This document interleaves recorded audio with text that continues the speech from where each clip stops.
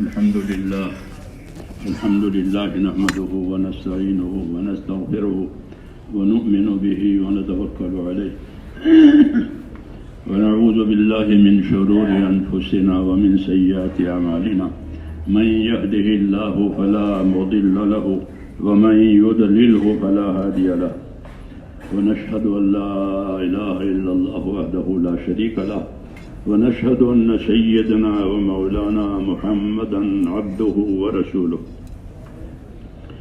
صلى الله تعالى عليه وعلى آله وصحبه وبارك وسلم تسليما كثيرا كثيرا. اللهم زينا نبينا محمدا صلى الله عليه وسلم بما هو أهله وزين الأنبياء كلهم خيرا وسلام على المرسلين والحمد لله رب العالمين. اللهم ألهمنا مراشد أمورنا وأعيذنا من شرور نفوسنا.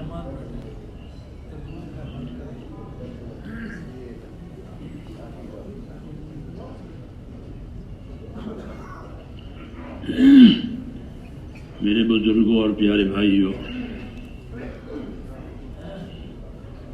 اللہ تعالیٰ نے ہم کو دین کی بڑی نعمت سے نوازا ہے. یہ بڑی نعمت ہے، اس سے بڑی کوئی نعمت نہیں ہے کہ دین مل گیا. دین مل گیا،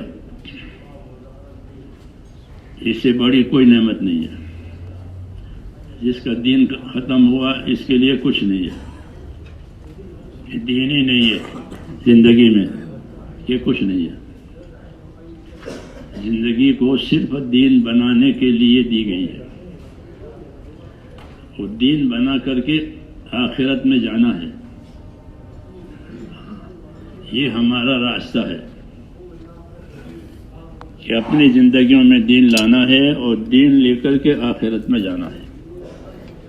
کیوں کہ جو دین محمد صلی اللہ علیہ وسلم لے کر آئے ہیں اس کے علاوہ کوئی اور دین لے کر کوئی جائے گا تو اللہ اسے قبول نہیں کریں گے. وہ ہمیشہ کے نقصان میں اتر جائے گا. وَمَن يَبْتَغِ غَيْرَ الْإِسْلَامِ دِينًا فَلَن يُقْبَلَ مِنْهُ وَهُوَ فِي الْآخِرَةِ مِنَ الْخَاسِرِينَ. کہ اس دین کے علاوہ کوئی اور دین، ان طریقوں کے علاوہ کوئی دوسرا طریقہ اختیار کیا گیا وہ قابل قبول نہیں ہے اور اس کا اچھا نتیجہ نہیں آئے گا بلکہ نقصان ہی نقصان ہے. اس لیے ذمہ داری ہے ہماری کہ اپنے دلوں کو دین کی طرف متوجہ کریں. صرف ہم کو ماحول نہ چلاوے. آج ہمارا مزاج یہ ہو گیا ہے کہ ہم کو ماحول چلا رہا ہے. جیسے پانی کے راؤ میں کوئی چیز بہہ رہی ہے تو جب تک بہاؤ ہوگا بہے گی، جہاں اٹکا ہوگا اٹکے گی. ہاں، ماحول کا یہ ہوتا ہے کہ جب تک بہاؤ ہے بہاؤ بہتے رہے گی اور کہیں اٹکا ہو گیا تو اٹک گئے. یہ ہے یہ مزاج. تو یہ کمزوری ہے کہ ہم کو ماحول چلاوے کہ نہیں، بلکہ ہم تو ذمہ دار ہیں کہ ماحول ہم بناویں.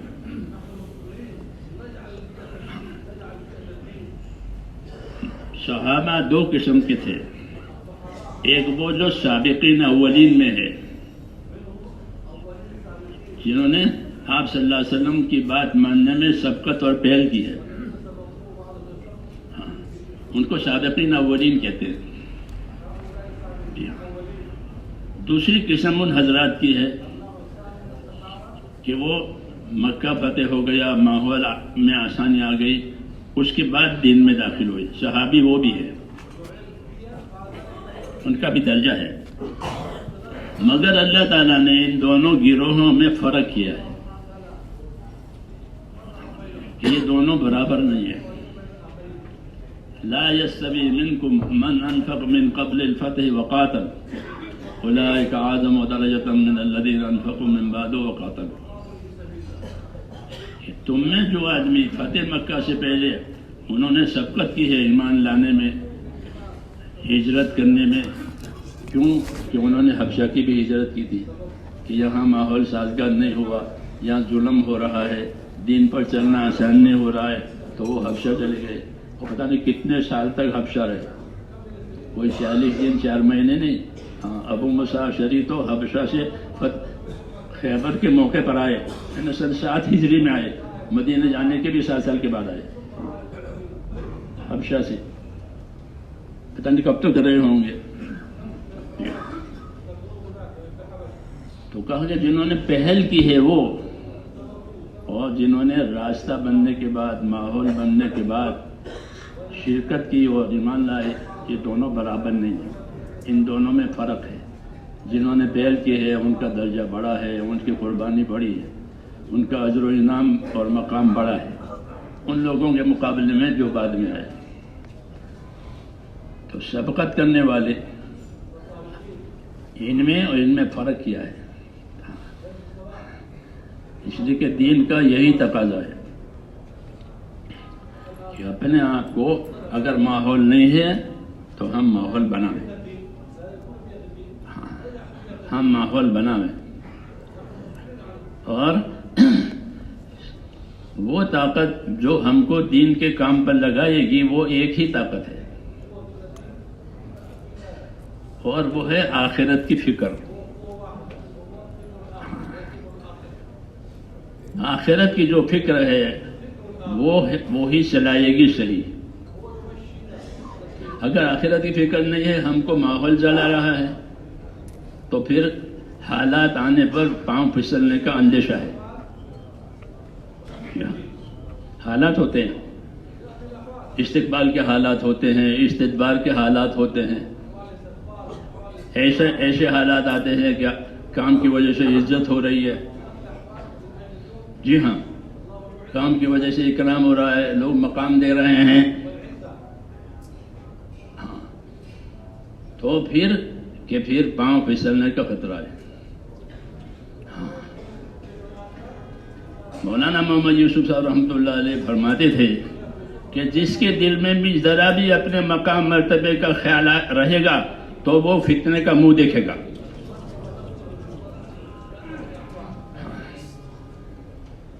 کیونکہ یہ کام اس لیے نہیں ہے کہ اپنی حیثیت بڑھائی جائے، یہ کام تو اس لیے ہے کہ دین کی حیثیت بڑھ جائے، دین کی حیثیت بڑھ جائے۔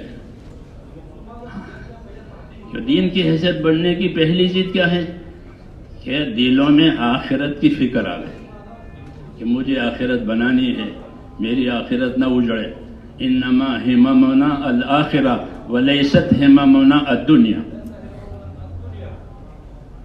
یہ فرماتے تھے اپنے بارے میں کہ ہمارے عزائم آخرت بنانے کے ہیں، بس عزائم کرتے ہیں نا، عزائم کرو عزائم کرو، تو وہ کس چیز کے عزائم کرتے تھے کہ میری آخرت بن جائے، میری آخرت بن جائے۔ آخرت کا دھیان جتنا ہوگا اتنا دنیا کی زمینوں سے، دنیا کی زینت سے، دنیا کی عزت مقام سے آدمی کو یکسوئی ہوگی، ورنہ اس کو یکسوئی نہیں ہوگی۔ ہاں، وہ ان جھمیلوں میں پھنس جائے گا۔ اس لیے ہر آدمی یہ دیکھے وَلْتَنْظُرْ نَفْسٌ مَا قَدَّمَتْ لِغَدٍ، یہ دعوت دی ہے مجھ کو بھی، آپ کو بھی، سب کو، کہ وَلْتَنْظُرْ نَفْسٌ مَا قَدَّمَتْ لِغَدٍ۔ ہر آدمی یہ دیکھ رہے کہ آنے والی کل کے لیے اس نے کیا تیاری کی ہے۔ یہ سوچے ہر آدمی کہ میں نے آنے والی کل کے لیے کیا تیاری کی ہے۔ آنے والی کل اس کی موت ہے یا قیامت ہے، کیونکہ آدمی کی موت بھی قیامت ہے۔ قیامت کی 2 قسمیں ہیں، ایک قیامت صغری، ایک قیامت کبریٰ۔ قیامت صغری ہر آدمی کی موت ہے، من مات فقد قامت قیامتہ، جو مرا اس کی قیامت قائم ہو گئی، جو مرا اس کی قیامت قائم ہو گئی۔ انفرادی قیامت، اس کو قیامت صغری کہتے ہیں، وہ ہر آدمی کی موت ہے، کیونکہ قیامت وہ چیز ہے جو نتائج لاوے گی، یوم تبلی السرائر، تمام پوشیدہ چیزیں کھل جائیں گی. ہاں، دلوں میں کیا تھا، منصوبوں میں کیا تھا، وہ سب کھل جائے گا.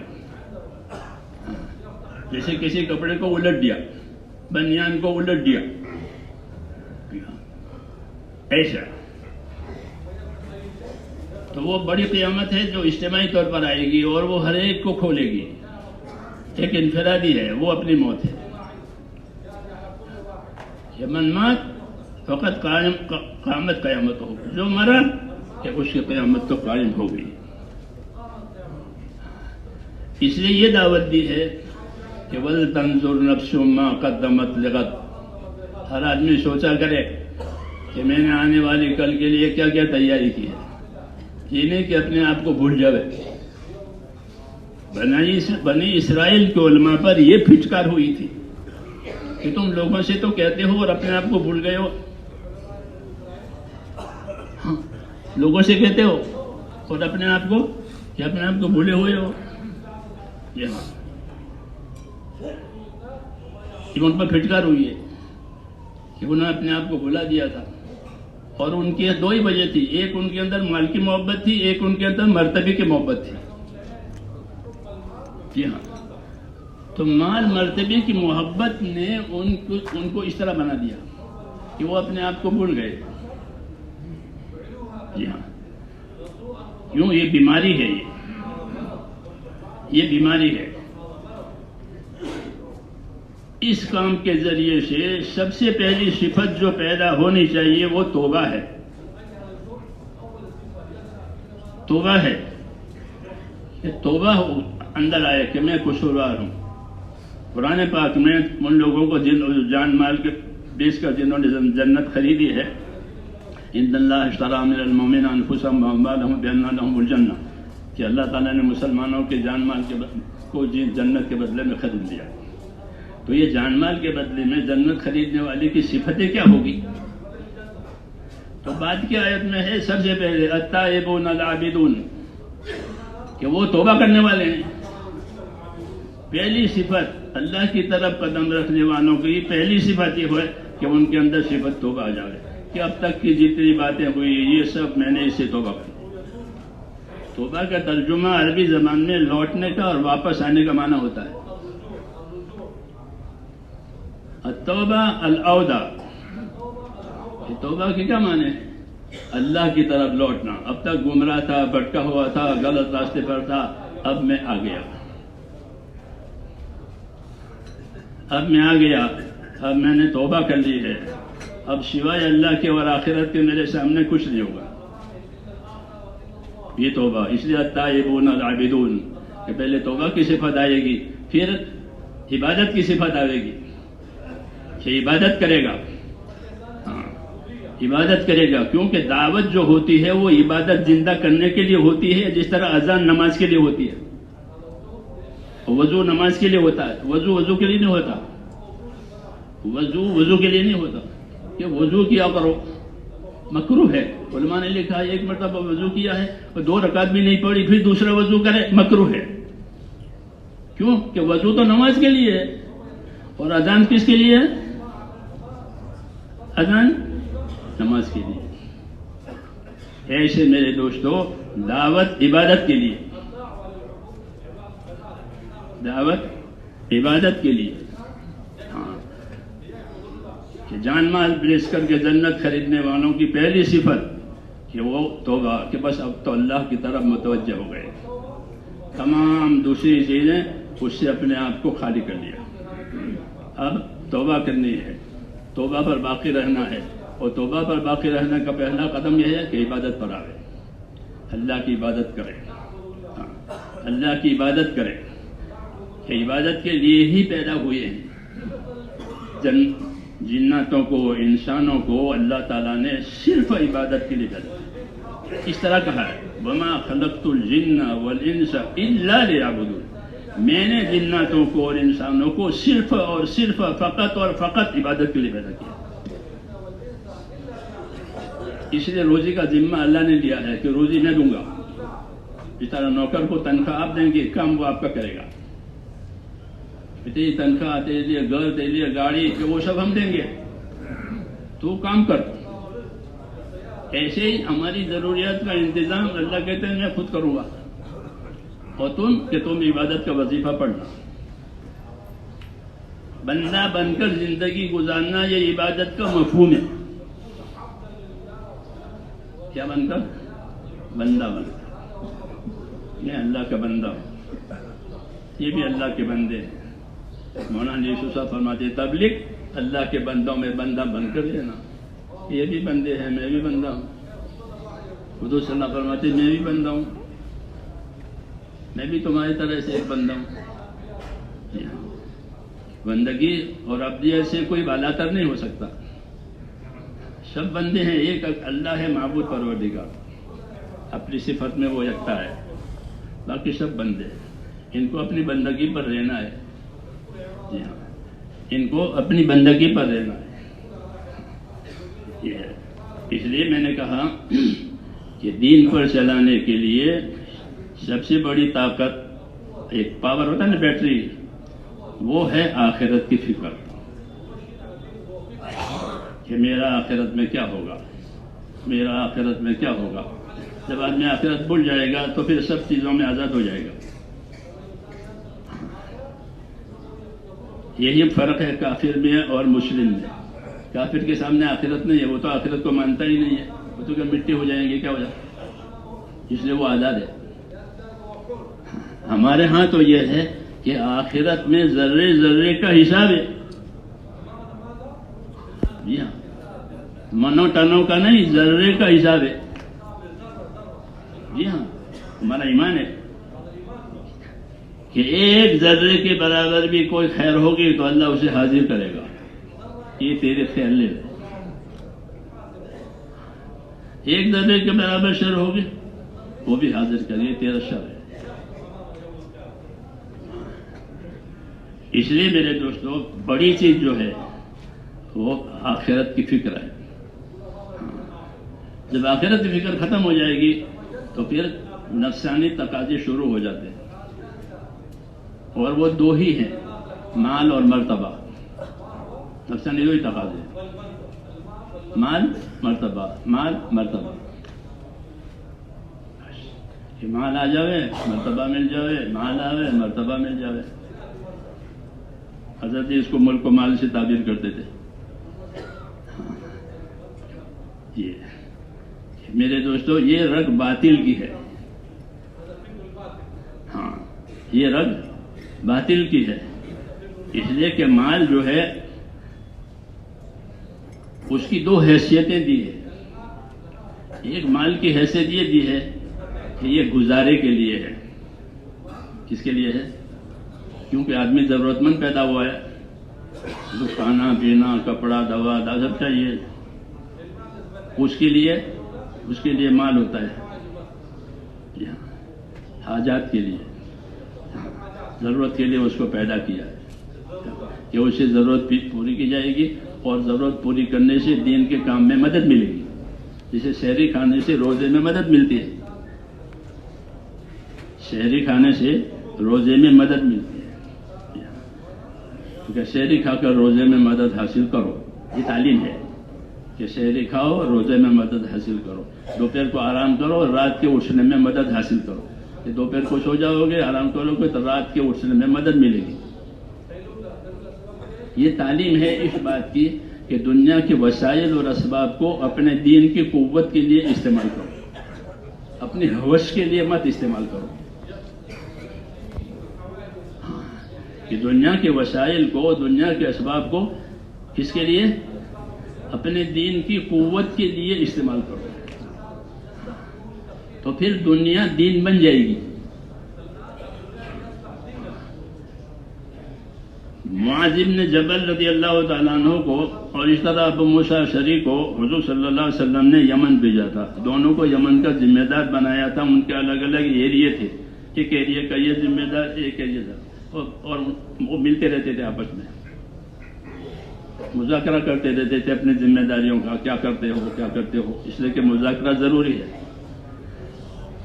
ملنا اور مذاکرہ کرنا ضروری ہے. کہ ملتے رہو گے تو مقصد میں مدد ملے گی، نہیں تو مقصد ہی چھوٹ جائے گا۔ مذاکرہ کرتے رہو گے تو صحیح طریقے پر قائم رہو گے، یہ ہوتا ہے۔ تو وہ ملتے رہتے تھے۔ ایک دفعہ ملنے کے لیے آئے ابو موسیٰ اشعری، پوچھا کیا نظام ہے؟ انہوں نے اپنا نظام بتایا کہ میں تو ابو موسیٰ کہ میں تو نماز کے بعد سو جاتا، مفہوم اس کا یہ ہے کہ میں سو جاتا ہوں عشاء کے بعد۔ وہ ابو موسیٰ اشعری کچھ اپنا پڑھا کر سو جاتے تھے کہ میں تو جلدی سو جاتا ہوں۔ پھر فرمایا کہ احتسب فی نومتی کما احتسب فی قومتی، کہ میں اپنی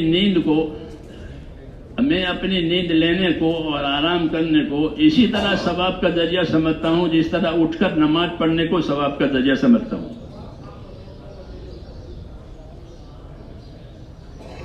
سمجھ بات آتا ہے؟ صحابہ کی زندگی سمجھنے کی بہت ضرورت ہے، ورنہ روٹین ہے۔ حضرت جی فرماتے تھے کہ جو کچھ مجھے امت سے کہنا ہے وہ میں نے حیات الصحابہ میں کہہ دیا ہے۔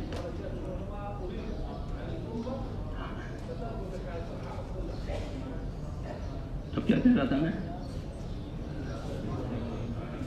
ہاں، کہ میں سو جاتا ہوں اول شب میں، اور اس سونے میں مجھ کو ثواب کی ایسی ہی امید ہے جیسے اٹھ کر نماز پڑھنے میں امید ہے ثواب کی۔ کہ کیوں؟ کہ میرا یہ سونا اس لیے ہے تاکہ اٹھ جاؤں، تو اٹھنے کے لیے سوتا ہوں، سونے کے لیے نہیں سوتا، سونے کے لیے نہیں سوتا ہوں بلکہ اٹھنے کے لیے سوتا ہوں، کہ اس آرام کو اگلے عمل کے لیے ذریعہ بناتا ہوں کہ جلدی سو جاؤں تاکہ جلدی اٹھ جاؤں۔ اور سنت بھی یہی ہے کہ کوئی کام نہیں ہے تو سو جاؤ۔ حدیث شریف میں ہے کہ رسول صلی اللہ علیہ وسلم عشاء کے بعد باتیں بنانے میں اور عشاء سے پہلے سونے کو مکروہ سمجھتے تھے۔ عشاء سے پہلے کوئی نہ سوئے، عشاء کے بعد کوئی باتیں نہ کرے، غیر ضروری۔ حدیث بعد العشاء والنوم قبل العشاء، یہ دونوں باتیں حضور صلی اللہ علیہ وسلم کو ناپسند تھی، تو وہ سو جاتے تھے اور کہا کہ سونے میں میری مراد یہی ہے، اور مجھے سونے میں ثواب کی ایسی ہی امید ہے جیسے اٹھ کر کے عبادت میں امید ہے۔ کیوں؟ یہ سونا اس اٹھنے کے لیے ہے۔ تو اللہ تعالیٰ نے دنیا کو وسائل اور اسباب قرار دیا ہے تاکہ ان وسائل اور اسباب سے اپنی آخرت بناؤ۔ دنیا سے دنیا بنانے والا نادان ہے، ہاں، دنیا سے دنیا بنانے والا نادان ہے۔ کیوں؟ کہ دنیا کی دو حیثیت ہے، ایک اپنی ضرورت کے لیے اس میں وہ استعمال ہوتی ہے، دوسرا وہ زینت کے لیے استعمال ہوتی ہے۔ متاع اور زینت دو لفظ قرآن نے دنیا کو دیے ہیں۔ یہ دنیا متاع ہے یعنی تمہاری ضرورت کی چیز ہے، اور یہ زینت ہے، اس کو ہم نے زینت دی ہے۔ تو زینت پالنے کے لیے نہیں دی ہے، زینت امتحان کے لیے دی ہے۔ زینت، دنیا کی زینت یہ پالنے کے لیے نہیں بلکہ امتحان کے لیے، کہ کون اس زینت کو دیکھتا ہے، کون مقصد پر آتا ہے۔ جی ہاں، اِنَّا جَعَلْنَا مَا عَلَى الْأَرْضِ زِينَةً لَهَا لِنَبْلُوَهُمْ أَيُّهُمْ أَحْسَنُ عَمَلًا، کہ ہم نے دنیا کو زینت دی ہے یہ دیکھنے کے لیے کہ ان میں سے اچھا عمل کون بناتا ہے اور زینت کی طرف کون جاتا ہے، کیونکہ زینت ترقی کا ذریعہ ہوتی ہے۔ جتنی زینت کے اسباب ہے وہ سب ترقی کے لیے ہے، مقصد کے لیے نہیں ہے۔ جی ہاں، مقصد تو دنیا سے آخرت بنانا ہے۔ مقصد کیا ہے؟ کہ اپنی دنیا سے آخرت بناؤ۔ وَابْتَغِ فِيمَا آتَاكَ اللَّهُ الدَّارَ الْآخِرَةَ، کہ تجھ کو اللہ نے جو دنیا دی ہے اس سے تو اپنی آخرت بنا لے۔ یہ بات موسیٰ علیہ السلام نے پھر قارون سے کہی تھی، پھر اللہ نے اس کو قرآن پاک میں اتار کر اس امت کو بھی کہا کہ تمہارے پاس جو جو دنیا ہے اس سے آخرت بناؤ۔ دنیا سے دنیا بنانے والا نادان ہے، فانی سے فانی بنا رہا ہے، فانی سے فانی بنا رہا ہے۔ جو پہلی شکل تھی وہ بھی فنا ہوگی، جو دوسری شکل بنائی ہے کہ وہ بھی فنا ہوگی۔ کہ فانی سے فانی بنانے والا وہ سمجھدار نہیں ہے، فانی سے باقی بنانے والا وہ نادان ہے، وہ دانا ہے کہ اس نے فانی سے باقی سے دانا لگایا اور فصل تیار ہو گئی، یہ سمجھداری کی بات کی۔ ڈالے دانا کھیت میں ڈالے اور کیا ہو گیا؟ فصل تیار ہو گئی، منو ٹنو مال آ گیا۔ ہاں یہ سمجھداری ہے۔ اس لیے کہا کہ دنیا آخرت کی کھیتی ہے۔ کیا ہے؟ دنیا آخرت کی کھیتی ہے۔ تو اس لیے میرے دوستوں میں نے کہا کہ دین پر اور دین کے تقاضوں پر چلانے والی بڑی طاقت وہ آخرت کی فکر ہے۔ جی ہاں، اس کے مقابلے میں دنیا اور دنیا کی چیز گھس گئی تو یہ مصیبت ہو گئی۔ اس لیے دعا مانگی ہے کہ اللہ دین پر کوئی مصیبت نہ آوے، دین سلامت رہے، دین سلامت رہے، دین ترقی کرے۔ اللہم لا تجل مصیبتنا فی دیننا،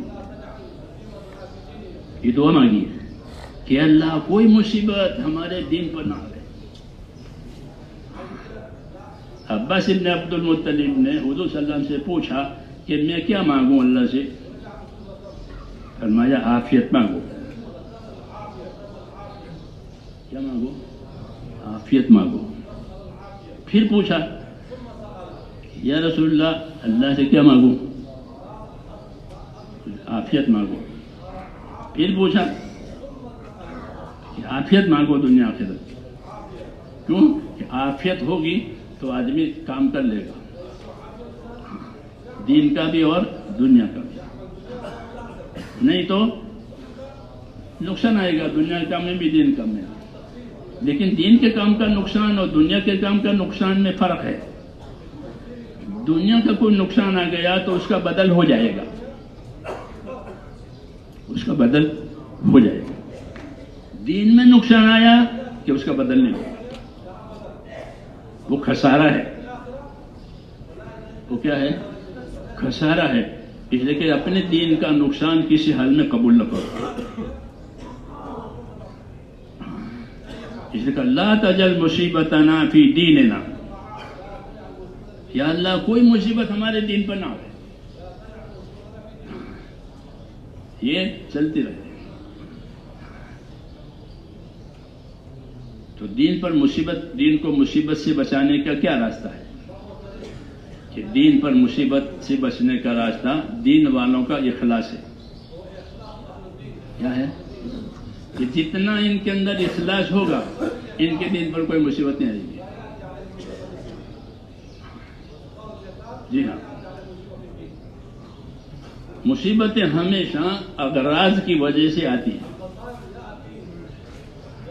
ورنہ دین میں کوئی تنگی نہیں ہے۔ وما جعل علیکم فی الدین من حرج، اللہ نے دین کے معاملے میں تمہارے پر کوئی تنگی نہیں رکھی۔ ہاں کہ بھائی کس طرح کرے، جوتا تو تنگ ہو رہا ہے، پاؤں نہیں لے رہا ہے اس کو، تو وہ جوتا کوئی پہنے گا اور کوئی پہن کے چلے گا؟ ایسا ہوتا ہے؟ نہیں چل سکتا، جوتا تنگ ہے۔ ایسے دین میں تنگی ہوئی تو دین پر نہیں چل سکیں گے۔ تو کہا تمہارے اوپر دین میں کوئی تنگی نہیں رکھی۔ تو تنگی نہ ہونے کے دو سبب ہیں۔ ایک سبب تو وہ ہے کہ اگر دل میں اخلاص ہے تو پھر دین میں کوئی تنگی نہیں ہے۔ کیوں کہ ہمیں تو اللہ کے لیے کرنا ہے، آخرت کے لیے کرنا ہے۔ ان کان مع راجل مع راجل و ان کان مع راکب مع راکب، کہ ہم کو پیدل چلنے والوں کے ساتھ پیدل جاؤ تو میں تو پیدل چلا جاؤں گا، مجھے سواری ہو کر جاؤ میں تو سوار ہو کر، مجھے تو جانا ہے اللہ کے کام پر، چاہے مجھے ان کہ سوار ہو کر جاؤ تو میں سوار ہو کر جاؤں گا، کہ نہیں سواری نہیں پیدل جاؤ تو پیدل چل جاؤں گا، مجھے تو اللہ کے لیے کام کرنا ہے۔ تو اس کے لیے کوئی تنگی نہیں ہے۔ میری بات سمجھ آ رہی ہے؟ کیوں کہ اس کا مقصد یہ نہیں کہ سوار ہو کر جاؤں، بڑا بن کے کروں، چھوٹا بن کے کروں، یہ مصیبت، یہ مصیبت۔ اس لیے کہا کہ مخلص ان کا نہ مارا جلن مارا جلن وہ ان کا نہ مارا کبن مارا کبن. کوئی تو سوال ہو کر سوال کرتا جاؤں گا, پیدا جاؤں گا. کیوں؟ مجھے تو جانا ہی جانا ہے, مجھے تو جانا ہی جانا ہے. تو ایسے آدمی پر کوئی تنگی نہیں آئے گی. اس کی اخلاص کی وجہ سے اس کے لیے ہر وقت راستہ کھلا ہوا ہے. سمجھ میں آئی بات؟ تو مذہب میں تنگی نہ آنے کا ایک ذریعہ مخلصین کا اخلاص ہے. پھر ان کے لیے کوئی جھگڑا ہی نہیں ہے, ان کے لیے کوئی تناؤ نہیں ہے, کوئی جھگڑا نہیں ہے. جس میں نہیں کہ پیادہ چل جاؤں گا, سواری جاؤں گا, جانا ہی جانا ہے. تو دین میں تنگی نہ ہونے کا ایک سبب یہ ہوتا ہے کیا کہ اخلاص ہے, کام کرنا ہے, آخرت بنانی ہے, پھر کوئی تنگی نہیں ہے, پھر کوئی تنگی نہیں ہے. ہاں یہ بات ضرور ہوگی کہ آخرت کے کاموں میں اللہ نے ناگواریاں رکھی ہیں. حدیث میں ہے کہ جنت کے راستے میں ناگواریاں ہیں اور جہنم کے راستے میں خواہشات ہیں. جہنم کے راستے میں خواہشات ہیں, منشاہیاں ہیں. حفت الجنت بالمکارہ وحفت النار بالشہوات. یہ جنت پر وہ ناگواریوں کے پردے ہیں.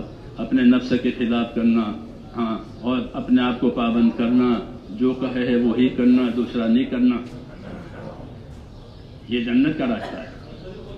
ہاں, وہ اللہ کے سامنے جھکا ہوا ہے, جو حکم ہوگا میں وہی کروں گا. مولانا اللہ صاحب فرماتے تھے کہ جنت تو متواضعین کی جگہ ہے, متکبرین کی جگہ نہیں. کس کی جگہ ہے؟ متواضعین. اپنے آپ کو پست کرنے والے, اپنے آپ کو نیچا کرنے والے, اپنے آپ کو تابعداری کرنے والے. یہ جنت ان کی جگہ ہے, متواضعین کی جگہ ہے.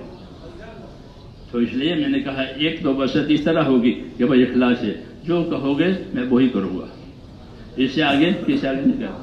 بھائی اتنا ہی فرمایا ہے. میں نے کہا نہیں کہ حضور صلی اللہ علیہ وسلم نے ممبر پر بیٹھ کر فرمایا بیٹھ جائیے, تو عبداللہ بن مسعود نے دروازے پر سنا تو وہ دروازے پر بیٹھ گیا. حالانکہ وہ دیہاتی آدمی نہیں ہے کہ دروازے پر بیٹھ جائے. ایک آدمی دیہاتی ہوتا ہے وہ کہیں بھی بیٹھ جاتا ہے. وہ دیہاتی نہیں ہے, امت کا بہت بڑا فقیہ ہے, بہت بڑا عالم ہے. تو دروازے بیٹھ گئے. کہ کیوں؟ کہ بیٹھنے کا حکم سنا تو نبی کے حکم کے بعد آگے نہیں بڑھ سکتے. لا تقدموا بین یدی اللہ ورسولہ, نبی کے حکم سے آگے نہیں بڑھا کرتے تھے. کہا تو وہ وہیں بیٹھ گئے.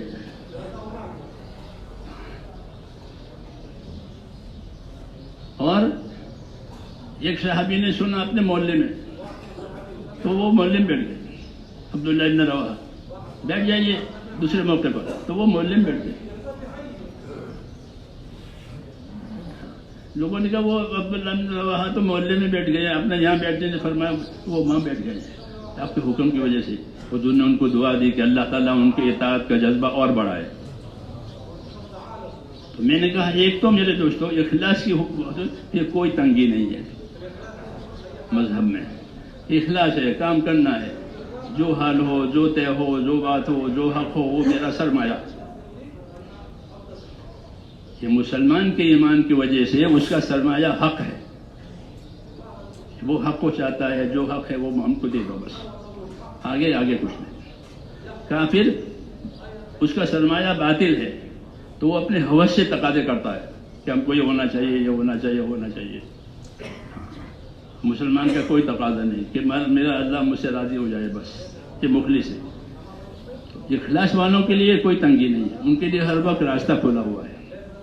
اس لیے حضور نے فرمایا کہ اخلص دینک یکفیک العمل القلیل. اخلص دینک یکفیک العمل القلیل. اپنے دین میں اخلاص پیدا کرو, تھوڑا عمل بھی کافی ہو جائے گا. تھوڑا عمل کافی ہو جائے گا. کیوں؟ کہ وہ اللہ کے لیے کیا ہے. جو اللہ کے لیے ہوا ہے وہ تھوڑا نہیں ہوتا, وہ تو اللہ تعالیٰ اس کو بڑھائیں گے. وہ جو اللہ کے لیے نہیں ہے کہ اس کے اللہ کی کوئی قیمت نہیں. اس لیے میرے دوستوں سب سے بڑی ضرورت ہماری وہ یہ ہے کہ ہمارے دلوں کا رخ اللہ کی طرف ہو جائے. اللہ یہ دیکھتے ہیں کہ دل کا رخ کس طرف ہے. اس کا رخ دل کا کس طرف ہے؟ ہماری طرف ہے، آخرت کی طرف ہے، یا غافل ہے، کوئی رخ ہی نہیں ہے؟ تو یہ بھی غلط ہے. یہ غافل ہے، کوئی رخ ہی نہیں ہے، یہ غافل ہے. غفلت کا علاج کرو. غفلت کا علاج اللہ کا ذکر. غفلت کا علاج اللہ کا ذکر. کہ اللہ کے ذکر کے بغیر غفلت دور نہیں ہوگی. کہ اللہ کا ذکر کرو. کہ اللہ کا ذکر، علم و ذکر دو صفتیں ہمارے کام میں ہیں. کیا ہے؟ علم و ذکر. علم ہمارے پاس ہونا چاہیے. بغیر علم کے عمل معتبر نہیں ہے. یہ دایاں ہے، بایاں ہے، جاننا پڑے گا نا. یہ دائیں سائڈ ہے، یہ بائیں سائڈ ہے، اس سائڈ پر چلنا ہے، اس سائڈ سے بچنا ہے. علم کا معنی یہ ہے کہ کرنے کی کرے، نہ کرنے کی نہ کرے، اس کو علم کہتے ہیں. علم اس لیے اترا ہے کہ کرنے کی کرے اور نہ کرنے کی نہ کرے. پہلے اللہ نے عقل دی ہے، پھر علم دیا ہے. پہلے کیا دیا؟ کیونکہ عقل نہیں ہوگی تو نہیں سمجھے گا. پاگل ہے، بچہ ہے، وہ کیا سمجھے؟ تو پہلے عقل دیتے ہیں، پھر علم دیتے ہیں، تاکہ نفع نقصان سمجھے، صحیح غلط سمجھے. تو ہمارے ہاں علم و ذکر ہے، اس کی بہت ضرورت ہے. جی ہاں، یہ جتنا پھرنا پھرانا ہے وہ الف با تا کے درجے میں ہے. مولانا جیسا فرماتے تھے قافلوں کی نقل و حرکت ہمارے کام میں الف با تا کے درجے میں ہے. یہ آخری فائنل نہیں ہے. خروج فائنل نہیں ہے، خروج ابتدا ہے. خروج کیا ہے؟ تو ابتدا تو ہونی چاہیے. الف با تا تو پڑھنا چاہیے، ورنہ قرآن کیسے پڑھے گا جب الف با تا ہی نہیں پڑھے گا تو. لیکن کیا الف با تا میں ہی رہنا ہے یا آگے بھی جانا ہے؟ جی ہاں، کیا الف با تا تو ہونا ہی چاہیے، ورنہ آگے کہیں جائے گا. لیکن کیا الف با تا میں ہی رہنا ہے؟ کہ نہیں، الف با تا میں رہنا. الف با تا تو ابتدا ہے، اور ابتدا کے بغیر انتہا ہوتی نہیں ہے. وہ موقوف علیہ ہے. اس پر مسئلہ موقوف ہے کہ الف با تا بھی نہیں پڑھی، ابھی سی ڈی بھی نہیں پڑھی تو کیا کرے گا؟ نام بھی لکھنا نہیں آئے گا. ہاں، تو یہ تو ضروری ہے. حضور صلی اللہ علیہ وسلم نے امت کو حرکت دی ہے. کیا دیا ہے؟ حرکت دی ہے. ہجرت بھی آتی ہے اس میں، نصرت بھی آتی ہے حرکت میں.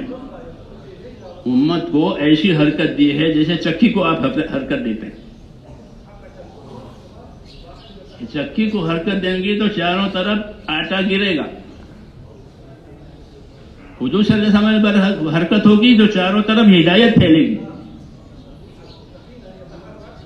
اس لیے مذہب کی مثال چکی کی ہے. مذہب کی مثال کہ یہ چکی چلے گی. جی ہاں، تو چکی چلنا تو ضروری ہے، ورنہ آٹا کیسے بھرائے گا؟ ایسے تو حضور صلی اللہ علیہ وسلم نے امت کو حرکت دی ہے. پہلے دن سے جو مسلمان ہوتا تھا اس کو کام پر لگا دیتے. یہ تو اپنے خاندان کو سمجھا، اپنے قبیلے کو سمجھا، اپنے قوم کو سمجھا، اس کو حرکت دیتے تھے اور اس کو تعلیم بھی دیتے تھے کہ اس کو دین سکھاؤ، اس کو نماز سکھاؤ، اس کو قرآن سکھاؤ، اس کو سنتیں سکھاؤ.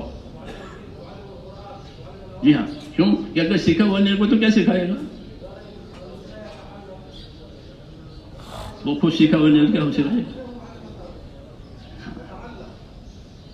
تو ان سب چیزوں کے ساتھ ہے حرکت. کہ حرکت یقین کے ساتھ ہے، حرکت عبادت کے ذوق شوق کے ساتھ ہے، حرکت علم و ذکر کے ساتھ ہے، حرکت حسن معاشرت کے ساتھ ہے، حرکت آخرت کی فکر کے ساتھ ہے، حرکت قربانی کے ساتھ ہے.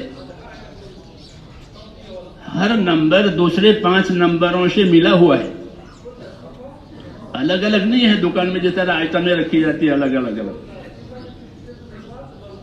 وہ تو تجارت کے لیے ہے، وہ دعوت تو پورے دین کی ہوتی ہے. تجارت تو مختلف، کیونکہ مختلف حاجتیں ہیں، کوئی دوا لینے آئے گا، کوئی کچھ پھل لینے آئے گا، تو وہ سب آئٹمیں الگ الگ رکھتا ہے. تو حضور فرمان میرے اوپر یہ وہی نہیں ہے کہ میں تاجر بنوں، تو ہمارا روح تاجروں کا نہیں ہے. تو پھر آپ کا روح کیا ہے کہ ہمارا روح تو معلموں کا ہے، استادوں کا، وہ سکھانا. یہ امت معلم ہے، دوسروں کو سکھانے والی ہے، کیونکہ اس امت کے بعد کوئی امت نہیں ہے، اس نبی کے بعد کوئی نبی نہیں ہے. اس لیے علم و ذکر ان پر ختم ہوا ہے. کیا ہوا ہے؟ علم و ذکر ان پر ختم ہوا. اس لیے صحابہ کرام میرے دوستو اپنی دعوت میں یقین کو بھی جانتے تھے کہ یقین کے ساتھ یہ دعوت دینی ہے، کوئی تردد نہیں ہے کہ اسی میں کامیابی ہے، اسی میں کامیابی ہے، اسی دین میں کامیابی ہے، اور کوئی کسی چیز میں کامیابی نہیں ہے. وَمَن يَبْتَغِ غَيْرَ الْإِسْلَامِ دِينًا فَلَن يُقْبَلَ مِنْهُ. جو اسلام کے سوا کوئی اور طریقہ زندگی اختیار کرے گا کہ اس کی وہ کامیاب نہیں ہوگا، وہ تو ہمیشہ کے نقصان میں گیا. تو دین تو یہی ہے، اس لیے دین ہم نہیں چھوڑ سکتے. چلو ان پر آزمائشیں آئی، امتحانات آئے، اچھے بھی اور برے بھی، لوگوں نے عہدے بھی پیش کیے، درجے بھی، ہم کو نہیں چاہیے، ہم کو تو دین چاہیے. لوگوں نے تکلیفیں بھی دی تو کوئی بات نہیں، ہم کو تو دین چاہیے. آزمائش ہے تو اس میں وہ پورے ہوتے، کیوں؟ اس یقین کے ساتھ کہ حق یہی ہے، اسی میں کامیابی ہے، یقین کے ساتھ. اور یقین کے علاوہ ان کی زندگیوں میں عبادت کا بہت شوق تھا. ہمارے اندر عبادت کا شوق نہیں ہے، ضروری عبادتیں کر لیتے ہیں. نوح علیہ السلام سارا سال روزہ رکھتے تھے. عبادت کی بات کر رہا ہوں. کتنی لمبی عمر تھی، تو وہ سارا سال روزہ رکھتے تھے، اور اپنا کام تو کرتے ہی تھے، وہ صبح بھی، شام بھی، رات میں بھی، دن میں بھی، جیسا انہوں نے بتایا. اس کے علاوہ یہ بھی تھا عبادت کے شوق کے ساتھ دین کا کام. صحابہ کو بھی اللہ نے فرمایا تراہم رکعن سجدا. آپ یہ محمد صلی اللہ علیہ وسلم کے اصحاب ہیں، یہ باطل کے مقابلے میں سخت ہیں، آپس میں رحم دل ہیں ایک دوسرے کے ساتھ، اور تم ان کو دیکھو گے رکوع میں، سجدوں میں. رکوع اور سجدہ جو ہے وہ یہ 2 رکن ہیں. رکوع سجدہ صرف نماز میں ہے اور کسی عبادت میں نہیں ہے. رکوع سجدہ حج میں ہے، روزے میں ہے، زکوٰۃ میں ہے نہیں ہے. رکوع اور سجدہ نماز کی امتیازی صفت ہے. جتنا رکوع سجدہ صحیح ہوگا اتنی نماز صحیح ہوگی. تعدیل ارکان وہ رکوع، تو ان کی یہ صفت آئی کہ آپ ان کو رکوع میں اور سجدوں میں دیکھو گے، یعنی کثرت سے عبادت کرنے والے. کیونکہ دعوت تو عبادت کے لیے ہے، دعوت غفلت کے لیے تھوڑی ہے. یہ دعوت میں لگ کر غافل ہو گئے، 2 سنت 3 وتر، چلو ایسے نہیں ہے. بلکہ دعوت کا نمبر آیا تو دعوت میں بھی پورے اتر گئے، ہجرت کا نمبر آیا تو ہجرت میں پورے اتر گئے. ہجرت میں ایسے پورے اترے کہ اللہ نے مہاجرین کو صادق کہا، یہی سچے ہیں. اولئک هم الصادقون، یہ مہاجرین کو کہا ہے کہ سب سے زیادہ سچے کون ہیں؟ کہ مہاجرین. ان کو کوئی چیز آڑے نہیں آئی، نہ وطن، نہ اولاد، نہ مان، نہ جائیداد، کوئی چیز آڑے نہ آئی. ہجرت کی، اس ہجرت میں وہ غریب ہو گئے. کیا ہو گئے؟ غریب ہو گئے. مالدار تھے، مال لے جا نہیں سکے، مال پر قبضہ کر لیا. بعد مرتبہ ابو سفیان وہ تو بھی مشرک تھے، تو جو مہاجر ہجرت کرتا اس کے مکان پر قبضہ کر لیتے اور بیچ دیتے. ہاں غریب ہو گئے، لیکن غریبی کے باوجود ہجرت میں اٹکام نہیں آیا ہجرت میں، اس لیے ان کو سچا کہا. یہ سچے ہیں کہ ان کو کوئی چیز اٹکاتی نہیں ہے. ان کو سچا کہہ کر کے ساری دنیا کے مسلمانوں سے کہا ان کے ساتھ ہو جاؤ، ان کے جیسے بن جاؤ. انصار مدینہ سے بھی کہا کہ ان کے جیسے بنو. انصار مدینہ نے ایک تجویز رکھی تھی حضور کی وفات کے بعد کہ ایک امیر ہمارا، ایک امیر ان کا. ہاں مشکل ہے، مشکل ہے کہ ایک میان میں دو تلواریں کیسے رہیں گی؟ ایک مسلح پر دو امام کیسے کھڑے ہو جائیں گے؟ مسئلہ تو ابوبکر رضی اللہ عنہ نے اس مسئلے کو سلجھایا. مسائل کے سلجھانے کا طریقہ ہے دوسرے کے فضائل کا اقرار کرنا، دوسرے کی بزرگی کا اقرار کرنا، اپنی ترجیح ثابت کرنا نہیں کہ نہیں ہمارا پہلا ہے، ہمارا یہ دوسرے کی بزرگی، دوسرے کا کمال، اس کا اقرار کرو کہ ہاں کمال تو آپ کا ہی ہے، بزرگی آپ کی ہے، باقی مسئلہ یوں ہے. تو ابو بکر تو کھڑے ہو گئے اور انصار کے جتنے فضائل قرآن حدیث میں تھے سب سنائے کہ تم پہلے میزبان ہو مسلمانوں کے بھی اور اللہ کے نبی کے بھی، اور تم نے اپنی نصرت کو ایثار تک پہنچایا. کہاں تک پہنچایا؟ ایثار. ایک ہوتا ہے انصاف، ایک ہوتا ہے احسان، ایک ہوتا ہے ایثار. یہ تین درجے ہیں قربانی کے اور حق ادا کرنے کے. انصاف جو اپنے لیے پسند کرے وہ دوسرے تو انصاف، یہ تو ضروری ہے. دوسرا احسان ہے کہ اپنی طرف سے فائدہ پہنچایا اور اس سے فائدہ نہیں لیا. اور تیسرا ایثار ہے. ایثار کا معنی ہے کہ اپنی ضرورت کا بھی خیال نہیں کیا، اپنی تنگی تکلیف کا بھی خیال کیا، لیکن دوسروں کو دے دیا. اس کو کہتے ہیں تو انسانوں نے ایثار سے کام لیا. بہت اونچا ہے، اللہ نے ان کی تعریف کی. تو ابو بکر رضی اللہ عنہ ان کے فضائل اور ان کے مناقب کا اقرار کیا کہ تمہارے اندر یہ خوبیاں ہیں، یہ خوبیاں ہیں، یہ خوبیاں ہیں، تمہارا درجہ ہے، تم نے رسول صلی اللہ علیہ وسلم کی مہمانی کی ہے، مسلمانوں کو آسرا دیا ہے، ہاں وغیرہ وغیرہ. باقی ایک بات یاد رکھو کہ اللہ تعالیٰ نے مہاجرین سے فرمایا ہے کہ یہ لوگ سچے ہیں، یہ لوگ سچے ہیں. اولئک هم الصادقون، یہ لوگ سچے ہیں. اور ساری دنیا کے لوگوں سے فرمایا اے ایمان والو اللہ سے ڈرو، سچوں کے ساتھ رہو. تو تم ہمارے ساتھ ہو جاؤ، نہ کہ تم اپنا مرتبہ مانگو. ایسا نہیں ہے. تم نے جس طرح حضور صلی اللہ علیہ وسلم کا ساتھ دیا، اب ہمارا ساتھ دو تو پھر ہم آپ ایک ہو جائیں گے، ہماری طاقت ایک ہو جائے گی. اور تم اپنے درجے پر رہو گے، جیسے حضور کے زمانے میں تمہارا درجہ تھا وہی درجہ رہے گا. کیوں کہ حضور صلی اللہ علیہ وسلم کا خلیفہ جو ہے وہ تو مہاجرین میں سے ہوگا، کیونکہ حضور مہاجرین میں سے تھے، تو خلیفہ جو ہوگا وہ مہاجر ہوگا. تو جس طرح حضور کو ساتھ دیا تھا اس طرح ہمارے ساتھ دو. تو انصار کے سبندھ میں بات آ گئی کہ ہماری بات غلط تھی کہ ہم نے اپنے آپ کو امیر بننا بنایا تھا، کہ ہمارا مقام امیر کا نہیں ہے، ہمارا مقام انصار کا ہے، نصرت کا ہے. تو میرے دوستوں دو ہی درجے ہیں، ایک ہجرت، ایک نصرت. ہجرت تو ختم ہو گئی مکہ فتح ہونے کے بعد، اب ہجرت نہیں ہے. اب کیا ہے کہ نصرت ہے. اب نصرت ہے کہ اپنے دین کے مددگار بنو، جہاں بھی دین کا کام ہو رہا ہے اس کا ساتھ دو، اس کو قوت پہنچاؤ.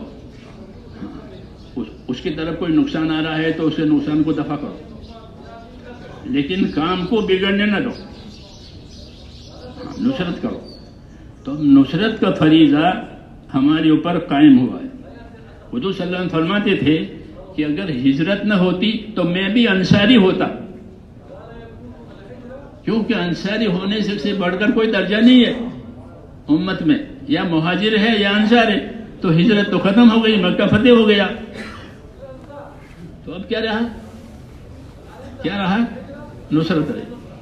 اس لیے فرمایا ہجرت نہ ہوتی تو میں بھی انصاری ہوتا. اس لیے اب ہر مسلمان کے لیے شرف یہ ہے کہ وہ اپنے دین کا مددگار بنے، رکاوٹ نہ ڈالے. رکاوٹ ڈالنا حضور کے زمانے میں منافقوں کا کام تھا.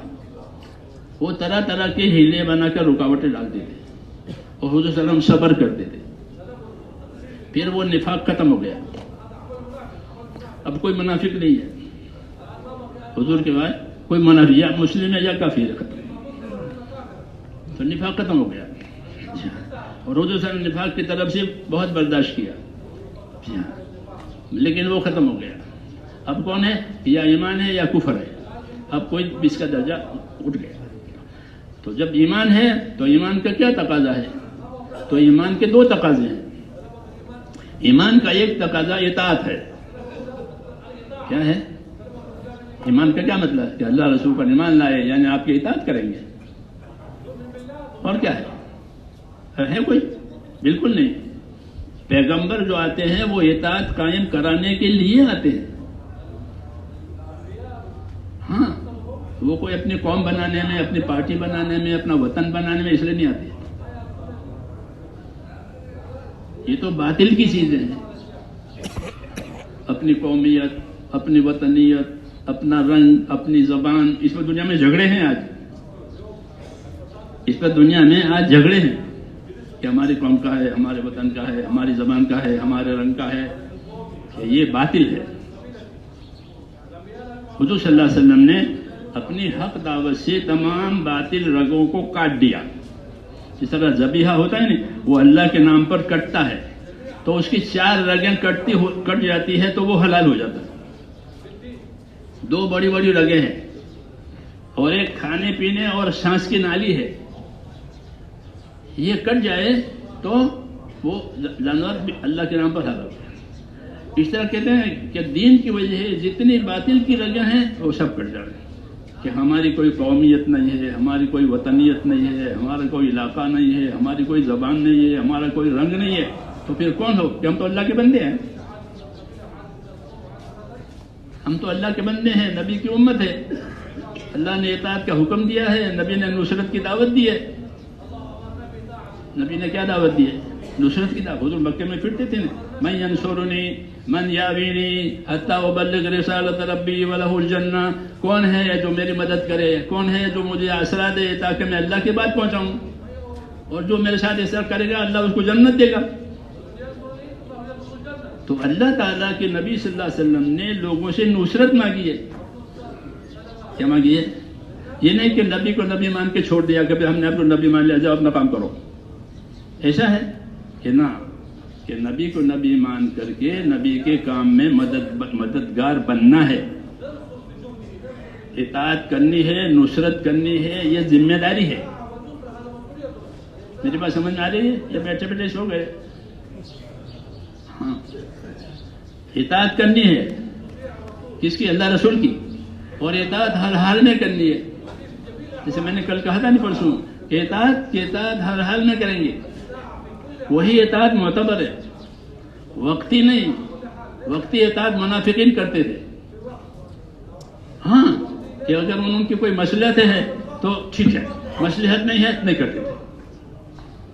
حضور صلی اللہ علیہ وسلم عہد میں تشریف لے گئے، ان کو پسند نہیں آئی تو وہ اپنے آدمیوں کو لے کر واپس آ گئے کہ ہم تمہارا ساتھ نہیں دیتے. تو وہ اطاعت میں نہیں ہے. وہ جو مخلصین تھے وہ تو اطاعت پر جم گئے کہ جو ہوگا ہم تو اطاعت کریں گے.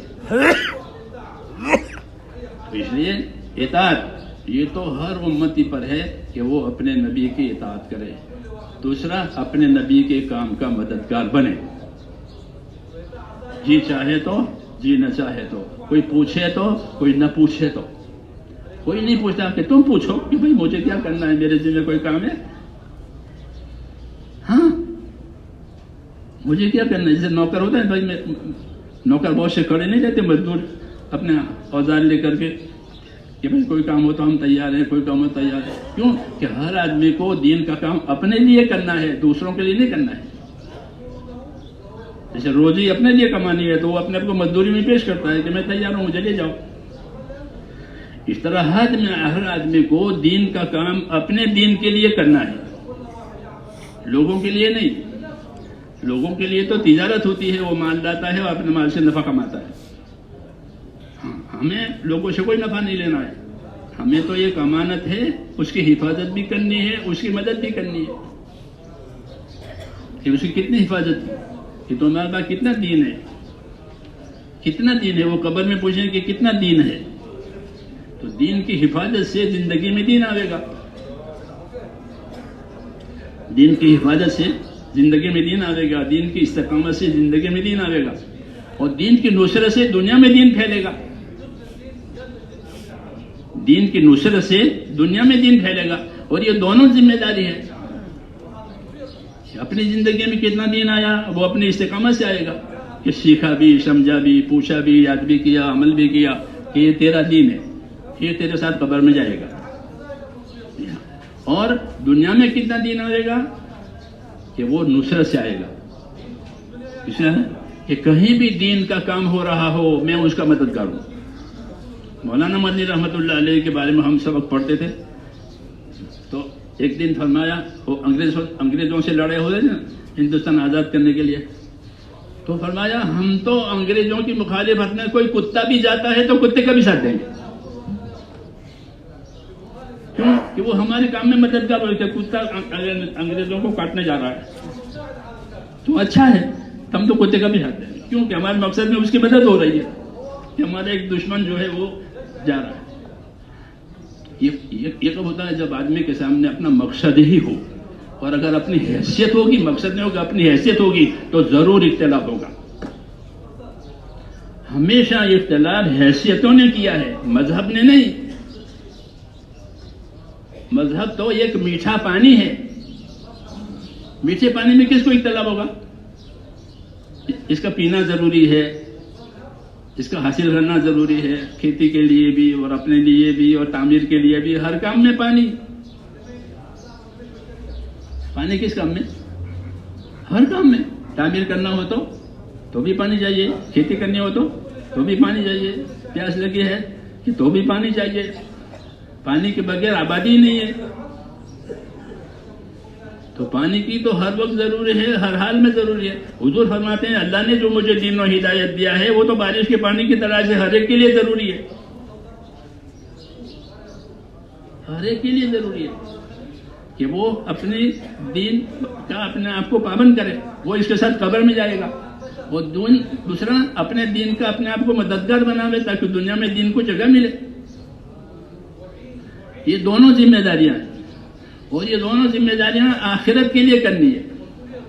کس کے لیے؟ آخرت کے لیے۔ کہ ہمارے سامنے تو آخرت ہے، ہم تو آخرت کے لیے جو بھی کام مجھے کہا جائے گا میں آخرت کے لیے کروں گا، میری آخرت بنے گی۔ کیوں کہ جس سے آخرت نہیں بنی اس کا تو زبردست نقصان ہوا کہ اپنی دنیا، اپنے دین کے ذریعے سے دنیا بنائی، کہ یہ سب زیادہ محروم ہے جو دین کے ذریعے دنیا بنا رہے، دین کے ذریعے دنیا بنا رہے، کہ یہ سب زیادہ محروم ہے کہ دین کے لیے دین کے ذریعے دنیا سے نہیں بنانی، بلکہ دنیا کو دین کے لیے استعمال کرنا ہے۔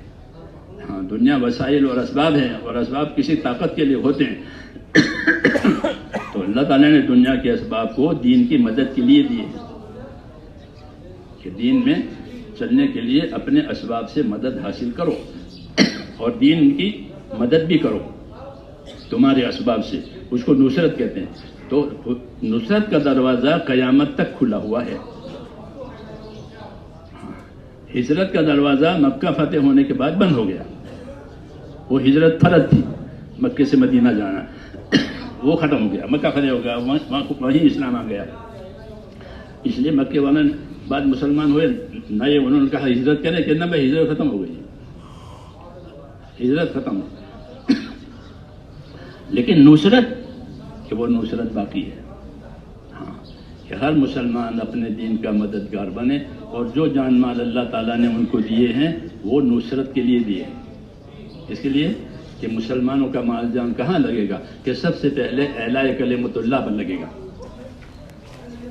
مسلمان کی جان مال سب سے پہلے کہاں لگیں گے؟ اعلاء کلمۃ اللہ، اللہ کے کلمے کو پھیلانے کے لیے۔ یہ اللہ کے دین کے امانت دار ہیں. جی ہاں، تو ان کے جان مال سب سے پہلے اعلاء کلمت اللہ پر لگیں گے. دوسرے نمبر میں اللہ کے فرائض ادا کرنے پر لگیں گے. مالدار ہے تو زکوٰۃ دے پوری پوری، حج پوری پورا کرے، تندرستی ہے تو تندرستی والی عبادت کرے. ہاں، تو فرائض ادا کرنے کے لیے ہے، اعلاء کلمت اللہ کے لیے، فرائض ادا کرنے کے لیے. اور تیسرے نمبر میں کہ اللہ کے بندوں کے ساتھ حسن سلوک کرنے کے لیے. اس کو اخلاق کہتے ہیں. کیا کہتے ہیں؟ اخلاق کہتے ہیں. کہ میری جان مال سے دوسروں کو نفع ہو جائے. کہ نبیوں کے اخلاق ہے، مجھے کسی سے نفع نہیں لینا ہے. تو تیسرے نمبر میں حسن معاشرت، کہ میری جان مال سے دوسروں کو فائدہ ہو جائے، کسی کو میری طرف سے نقصان نہ ہو. اور چوتھے نمبر میں کہ اپنی جان مال سے اپنی ضرورت پوری کرو، تجارت کرو، مزدوری کرو، کھیتی کرو اپنے اسباب سے، تاکہ کسی کے محتاج نہ بنو. کیونکہ سوال کرنا اسلام میں منع ہے. کسی سے مانگنا، کسی سے امید رکھنا، یہ منع ہے. اس لیے کہتے ہیں کماؤ. کیا کرو؟ کماؤ، اپنی ضرورت پوری کرو، اور ضرورت کے بعد جو بچے اسے دوسروں کے ساتھ حسن سلوک کرو، اب تک کہ آخرت بن جائے. یہ پروگرام ہے جان مال کا. جی ہاں، کہ کماؤ. حضور صلی اللہ علیہ وسلم کمانے کی ترغیب دیتے تھے کہ مانگنا منع ہے، لوگوں کے مال پر لالچ کرنا منع ہے. مستقل باب ہے حیات الصحابہ میں کہ حضور صلی اللہ علیہ وسلم مال آتا تھا تو رد کر دیتے تھے یا ضرورت کے بقدر لے لیتے. ایک آدمی آیا تو ایک میڈا لایا، شہد لایا، گھی لایا، کہ ہدیہ لایا ہوں. تو گھی اور پنیر لے لیا اور میڈا واپس کیا. جی ہاں، واپس کر دیا. جی ہاں، کیوں؟ کہ ہم کو حکم ہے کہ اپنا مال جو اللہ تعالیٰ نے دیا ہے وہ ان مصرفوں پر خرچ کریں، اللہ کے کلمے پر، اللہ کے فرائض ادا کرنے پر، مخلوق کی خدمت پر، اپنے حاجت پر. کہ کمائیں گے. ہاں، صحابہ کماتے تھے، کمانے کی ترغیب دی جاتی، کسی کا محتاج نہ بنے. یہ دین ہے. تو اس سے میرے دوستو آدمی ہر قسم کے خطرے سے محفوظ ہو جائے گا. وہی اپنا کماتا ہوں، اپنا کھاتا ہوں، اپنا خرچ کرتا ہوں، اور جو طاقت ہوتی ہے وہ اللہ کے دین پر لگاتا ہوں. تو مسلمان کی ذمہ یہی ہے کہ اپنے دین میں استقامت پیدا کرے اور اپنے دین کا مددگار بنے. یہ طریقہ ہے. اس لیے میرے دوستو اللہ کے راستے کا جو خروج ہے وہ یہ شعور پیدا کرنے کے لیے ہے. اس سے یہ شعور پیدا ہوگا، یکسوئی آئے گی آخرت کی طرف. اگر خروج سے آخرت کی طرف یکسوئی نہ آئی، دوسری چیزیں پیدا ہو گئی، تو سمجھو دواؤں نے ریلیشن کیا ہے. تھی دوا لیکن دوا نے الٹا اثر کیا ہے.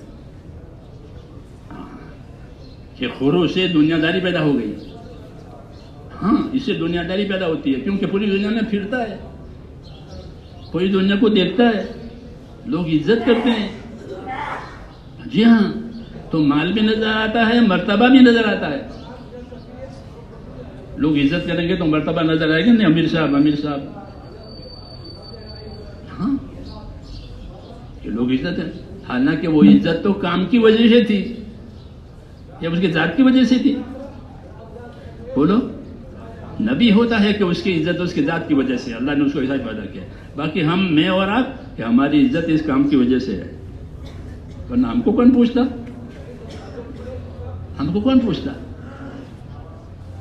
تو ہماری عزت جو ہے وہ کام کی وجہ سے. لیکن جب یہ چیز اوجھل ہو جاتی ہے تو وہ عزت وہ اپنی ذات کا حق سمجھتا ہے. پھر یہ جھگڑے کی بات ہو گئی. ورنہ تو ہم کے اکرام مسلم، ہر مسلمان کا اکرام کرو. بس جہاں ایمان آبے وہاں اکرام ہے، جہاں ایمان وہاں اکرام ہے. لیکن جب یہ بات نہیں ہوگی تو پھر دوسری بات پیدا ہو جائے گی. ہاں، اس لیے میرے دوستو اللہ کے راستے کے نکلنے کا بڑا اثر کہ ہمارے اندر اپنے کام کے لیے اور آخرت کے کام کے لیے یکسوئی آ جائے. بھائی ہم تو اسی کام کے لیے ہیں، اسی کام کو کریں گے اور ہر حال میں کریں گے.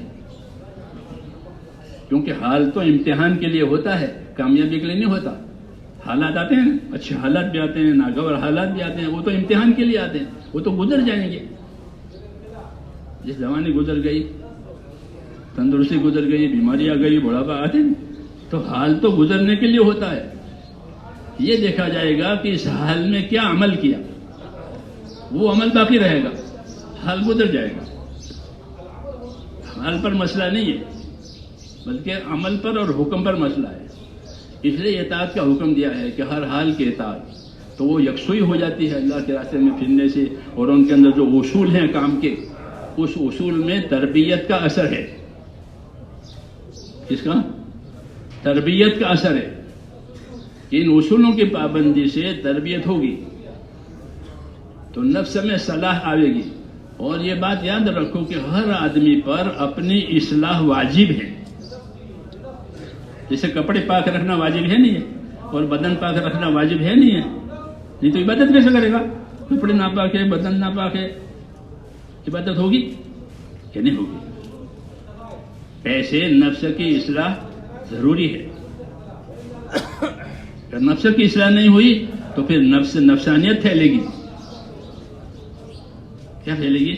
نفسانیت پھیلے گی. دنیا کی تمام تحریکیں نفسانیت پر ہے. کس پر ہے؟ اپنی برتری، اپنی بڑائی، اپنے علاقے کی بڑائی، اپنے قوم کی بڑائی، اس پر ہے. وہ ہماری، ہم تو اللہ کی بڑائی بیان کریں گے. پہلا نمبر، یہ کون بڑا؟ کون بڑا؟ اللہ بڑا، اور کوئی بڑا نہیں ہے. کسی کے لیے بڑائی نہیں ہے. کسی کے لیے بڑائی نہیں ہے. تو بڑائی کس کے لیے ہے؟ اللہ کے لیے. اور ہم بندے ہیں، ہم بندے ہیں بس. اور جب بندے ہیں تو اللہ تعالیٰ جو کہے گا وہ کریں گے. اللہ جس میں راضی ہوگا وہ کریں گے، اللہ جسے ناراض ہے وہ نہیں کریں گے. یہ ابدیت ہوئی. یہ کیا ہوئی؟ ابدیت، بندہ پن. جو اللہ راضی ہے وہ کریں گے، ناراض نہیں کریں گے، چاہے ہمارا جی چاہے نہ جی چاہے. تو اس لیے میرے دوستو حیات الصحابہ میں ہے کہ خروج عن شہوت، کہ نکلنا اللہ کے راستے میں خواہشوں میں سے نکلنا. کس میں سے؟ یا مکہ مدینے سے نکلنا، یا رائے سے نکلنا، یا دلی سے نکلنا. یہ مطلب ہے کہ شہروں میں سے، گھروں میں سے نکلنا مقصود نہیں ہے. مقصود کیا ہے؟ اپنی خواہش میں سے نکل گیا. اب جو حکم ہوگا وہ کرے گا. جیسے جانور، اس کو سکھاتے ہیں گھوڑے کو، بیل کو، پھر وہ اپنے خواہش پر نہیں ہوتا. ہوتا ہے؟ ہوتا ہے؟ نہیں چلتا. وہ اپنی مرضی پر، مالک کی مرضی پر چلتا ہے. ہاتھی بھی ہمارے ہاں ہاتھی لے کے پھرتے ہیں وہ غیر مسلم، تو برابر بائیں سائڈ پر ہاتھی چلتا ہے. جیسے گاڑیاں چلتی ہیں، وہ تو اوپر سویا ہوا ہے، ہاں، اور یہ جا رہا ہے ڈولتا ہوا. اس کا بڑا جانور ہے. کیوں کہ اس میں تابعداری آ گئی. کیا ہے؟ تابعداری آ گئی. اس کو انقیاد کہتے ہیں. تابعداری ہو گئی، جو مالک کہے گا وہ کرے گا. اس کو اصلاح کہتے ہیں کہ آدمی کی اصلاح ہو گئی تو اس کے سامنے اللہ کا حکم ہوتا ہے بس. کیا ہوتا ہے؟ اور اصلاح نہیں ہوئی تو پھر دوسری باتیں پیدا ہوگی. نزاع ہوگا. نزاع، اس کو نزاع کھینچتا ہے، اس کو کہتے ہیں نزاع. جب نزاع آیا تو وہ عمل دنیا بن گیا. جس عمل میں نزاع آیا وہ عمل دنیا بنا، وہ دین نہیں. یہ لکھا علماء نے کتابوں میں کہ جس عمل میں نزاع آیا، جھگڑا آیا، وہ دنیا ہو گئی، وہ دین نہیں رہا. چاہے اپنے آپ کو دیندار سمجھا کرے، مگر وہ نظام میں پڑا ہوا ہے، جی ہاں، اور اپنے کام سے الگ ہے، تو کہ وہ نظام، وہ دنیا دار ہے. کیونکہ نزاع دنیا میں ہی ہوتا ہے، دین کے کام میں نہیں. کوئی نبی دوسرے نبی کی مخالفت کرتا ہے؟ کبھی نہیں. ہر نبی دوسرے نبی کی تصدیق کرے گا کہ وہ میرے بھائی ہیں. حضور نے فرمایا، جی ہاں، سمجھے نہیں کہ یونس، حضرت یونس کا ذکر آیا کہ وہ یونس میرے بھائی ہیں، نبی ہیں. جی ہاں.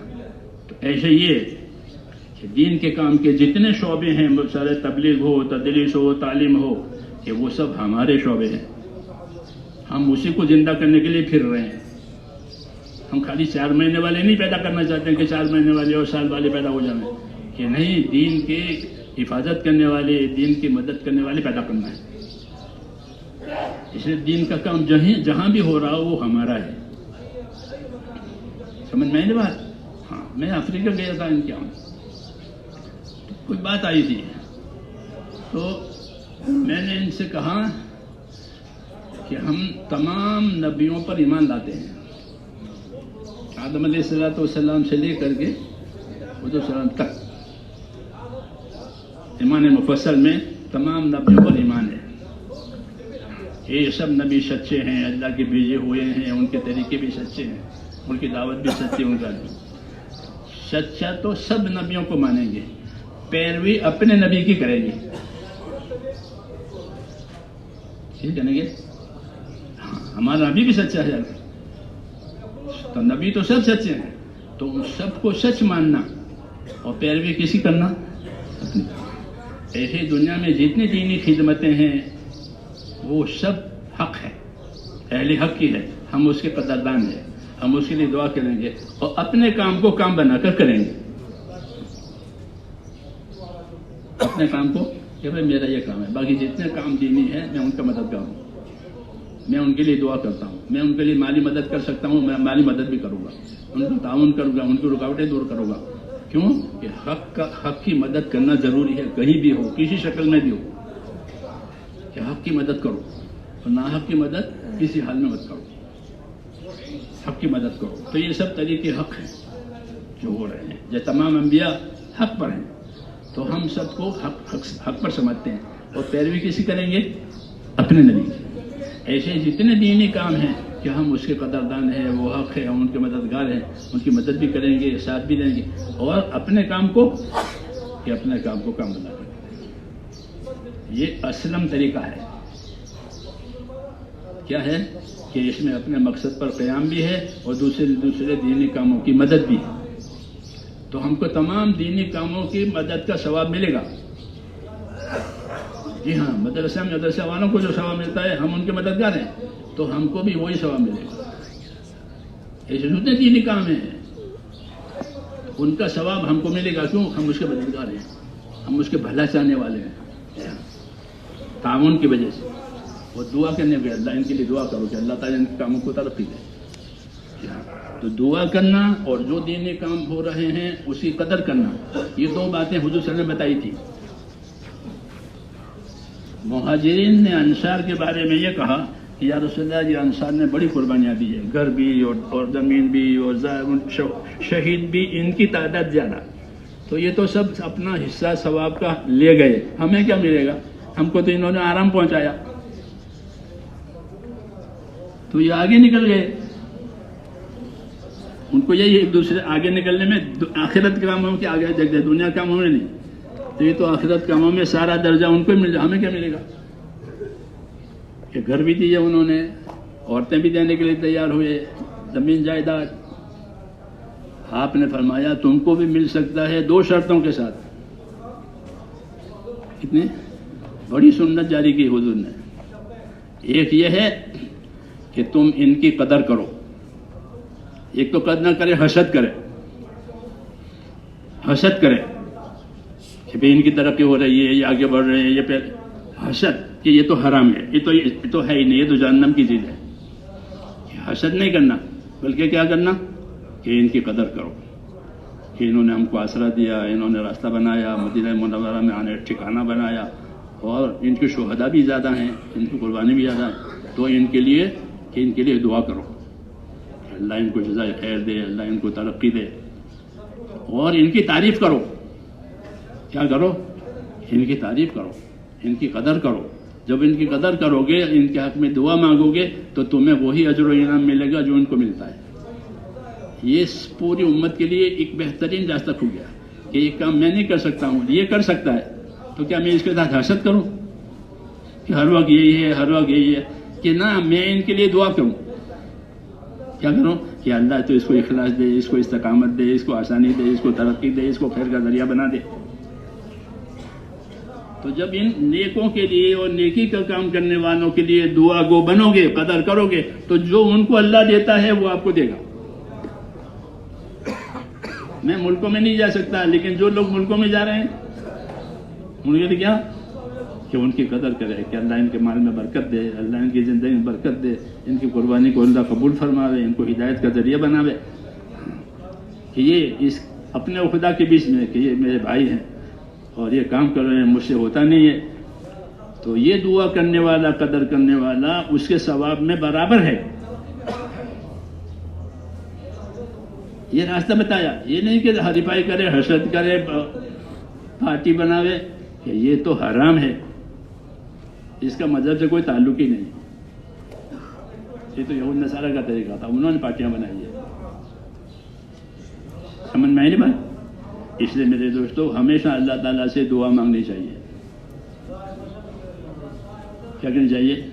کہ اللہ تعالیٰ ہماری حفاظت فرمائے، ہاں، اپنے نفس کے شرور سے ہم کو بچائے اور فتنوں سے ہم کو بچائے، اور جو بات اللہ کے نزدیک حق اور صحیح ہے اس پر اللہ ہمیں قائم رکھے۔ ہمیشہ اپنے آپ کو الزام دینا چاہیے، دوسرے کو الزام نہ کہ اس نے کیا، اس نے کیا، کہ میری غلطی ہے، میری غلطی ہے۔ اس لیے کہتے تھے صحابہ کہ اپنے آپ کو الزام نہ ہوگے تو کوئی جھگڑا نہیں ہوگا، وہ یہ غلطی کرے میری غلطی ہے تو کوئی جھگڑا نہیں، اسی غلطی ہے، اس نے کیا ہے تو جھگڑا ہوگا۔ ہاں، تو وہ یہ کہتے تھے اتہموا انفسکم، اپنی ذات کو الزام دو کہ بھئی ہماری غلطی ہے کہ ہم یہ نہیں کر سکے، اس کی وجہ سے یہ ہوا، تو پھر کوئی جھگڑا نہیں ہوگا۔ اور اپنی غلطی کا اقرار کرنے کی وجہ سے آدمی ترقی کرے گا، جو غلطی کا اقرار کرتا ہے اس کی ترقی ہوتی ہے، اور جو غلطی پر اصرار کرتا ہے وہ گرتا ہے۔ قاعدہ ہے، اصرار کرنے والا گرے گا، وہ ضد پر ہے، اور اپنی غلطی کا اقرار کرنے والا کہ اس کے اللہ ترقی دیں گے۔ تو ہمارے ہاں یہی ہے کہ انا المعترف بذنبی، میں اپنے گناہوں کا اقرار کرنے والا ہوں۔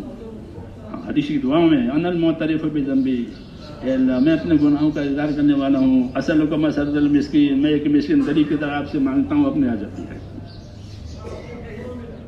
ایسی دعا مانگی ہے۔ ہاں، یہ سب چیزیں ہمارے علم و ذکر میں آ جاتی ہے، اس لیے علم و ذکر پر ہماری نگاہ نہیں ہے آج۔ جی ہاں، اس کی کمیاں ظاہر ہو رہی ہے۔ حالانکہ ہماری دعوت میں تو علم و ذکر ایسا ہے جو گاڑی کے دو پہیے، مننجے سب کہتے تھے ہماری دعوت میں علم و ذکر ایسے ہیں جو گاڑی کے دو پہیے بغیر کے چلے گی، چلے گی، علم و ذکر سے چلے گی، پھر ترقی ہوگی اس کے اندر، نہیں تو روٹین ہو جائے گا۔ اللہ ہمیں اس کی توفیق عطا فرمائے۔ اس لیے اللہ تعالیٰ سے صحیح مانگنا چاہیے کہ اللہ جو چیز صحیح ہے وہ ہمیں عطا فرمائے۔ اللہم ارنا الحق حقا وارزقنا اتباعہ، نہیں دعا اللہم ارنا الحق حقا وارزقنا اتباعہ وارنا الباطل باطلا وارزقنا اجتنابہ۔ اے اللہ جو حق ہے اس کی توفیق دے، اس کی اتباع کرنے کی توفیق دے، اور جو باطل ہے اس سے ہماری حفاظت۔ اللہ مجھے بھی نصیب فرمائے، آپ کو بھی نصیب فرمائے۔ دعاؤں کا خوب اہتمام کرے، یہ زمانہ دعا مانگنے کا ہے۔ ہاں، یہ زمانہ دعا مانگنا ہے، حالات کا علاج دعاؤں کے بغیر نہیں ہے، کیونکہ حالت اللہ کی طرف سے آتے ہیں، تو اٹھاوے گا کون اس کو؟ کہ اللہ اٹھاوے گا۔ اس لیے یہ زمانہ اللہ کی طرف متوجہ ہونے کا ہے اور استغفار کی کثرت کا ہے، کہ کثرت سے اپنے گناہوں کی معافی مانگیں اور اللہ تعالیٰ سے مانگیں دعا۔ اللہ کے لیے کوئی مشکل نہیں ہے، اللہ کے لیے کوئی رکاوٹ نہیں ہے، اللہ تعالیٰ زمین آسمان کا مالک ہے۔ کون مالک ہے؟ تو کس کی چلے گی؟ کہ مالک کی چلتی ہے، مالک کی چلتی ہے، دوسرے کی تھوڑی چلے گی۔ تو ہم حاجی صاحب کہتے تھے کہ اللہ تعالیٰ سے کراؤ تم کیا کرو گے، یہ کہتے تھے ہم لوگوں سے کہ اللہ سے کراؤ تم کیا کرو گے۔ ہمارے تو کیا طاقت ہے، وہ تو جس کا کام ہے وہ کرے گا، کام کس کا ہے تو وہ کرے گا اپنا کام، وہ تم کو استعمال کر کے تم کو شرف اور عزت دے گا کہ فلاں علاقے کی دینداری فلاں جماعت کے ذریعے سے ہوئی ہے، حالانکہ وہ اللہ سے ہوئی ہے، لیکن اللہ نے اپنا کام ان سے کرایا اور عزت بھی دی۔ ہاں، سمجھ میں نہیں بات؟ تو اللہ کام بھی کرائیں گے اور عزت بھی دیں گے. عزت بھی اللہ سے مانگنی ہے، لوگوں سے نہیں مانگنی ہے. سبحانک اللہم و بحمدک.